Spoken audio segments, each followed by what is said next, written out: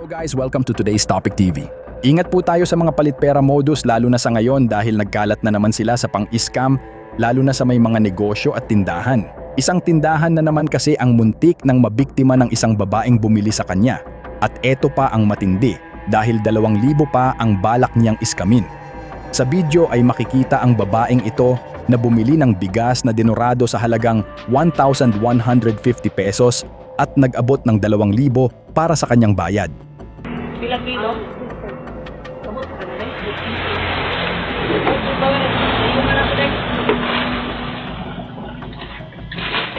Ilang mamayad tayo din yan eh.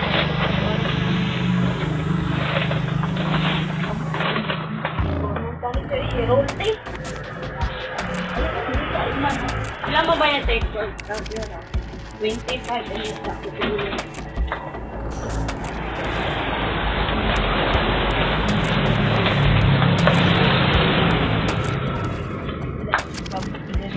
Abot? Ilang 40?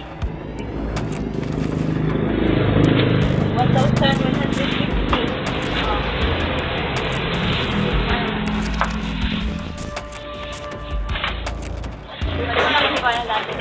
Ha? Wala ko naman yun.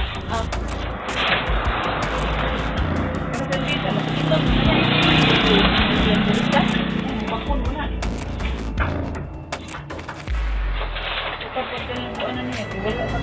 Ay, kaya? Ay, kaya, ano lang? Imong chocolate, kaya ko, ano, ganun dari.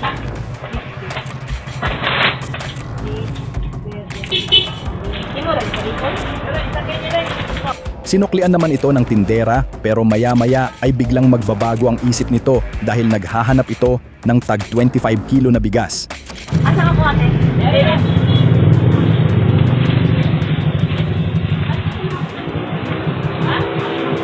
Wala.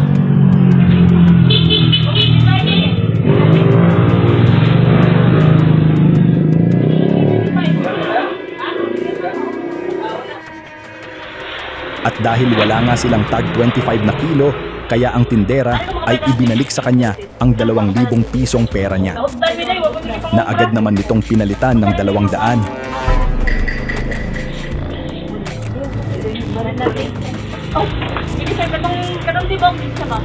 Di ba ako siya? Ay, wala na. Wow! Etong si ate gusto agad kumita ng malaki, kaya etong tindera ay biglang nagulat na akala niya ay nagkamali siya ng bigay ng pera. Subalit hindi makita ng tindera ang 2,000 niya sa kaha. Kaya labis ang pagtataka nito at napapaisip kung naibigay na ba talaga niya ang 2,000 at dahil nalilito rin siya sa pagkakataong ito. Wala di kuan din, naghihilo na lang. Okay na, kuha na lang. Kuha na lang. Kailan ko taday? Ay, sorry. Wala man yan, Nupin. Dalawa ni mo gusto mo. Dalawa? Ha? Wala naman nagkitir eh. Dalawa ni mo? Dalawa tayo mong giana? 200 ko. Di mo rin yung gipan ba? Ito ba ni 200? Diyan? Ako kung dyan. Nakabantar ka wala yung duha ka. Tuki nga. Saan ito? Akong pinatag niya. Wala naman din. Ito naman. Tanaw naman yan ah. Ha? Ang kwarta ba? Ako ito 200. Wala mo din eh. Di makita ko ba ni Ana ni kabado sa iyo butang? Dito ay i-re-review na sana ng may-ari ang CCTV. Subalit sinabi ng babae na magpapapalit lang daw siya sa kanyang 200.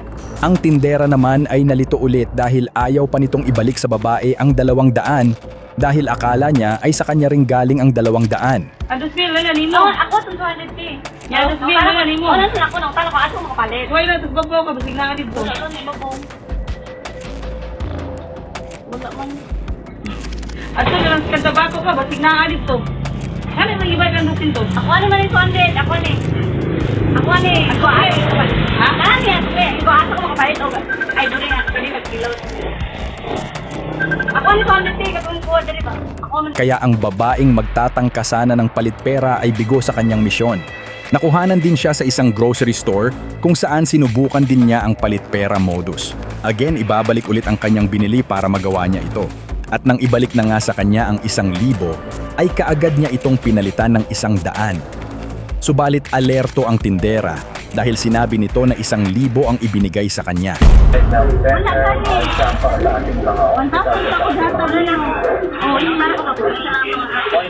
Kaya ang babae kunwari na magpapapalit lang daw sa kanyang 100 pero duda na ang tindera sa kanya kaya hindi ito pinagbigyan.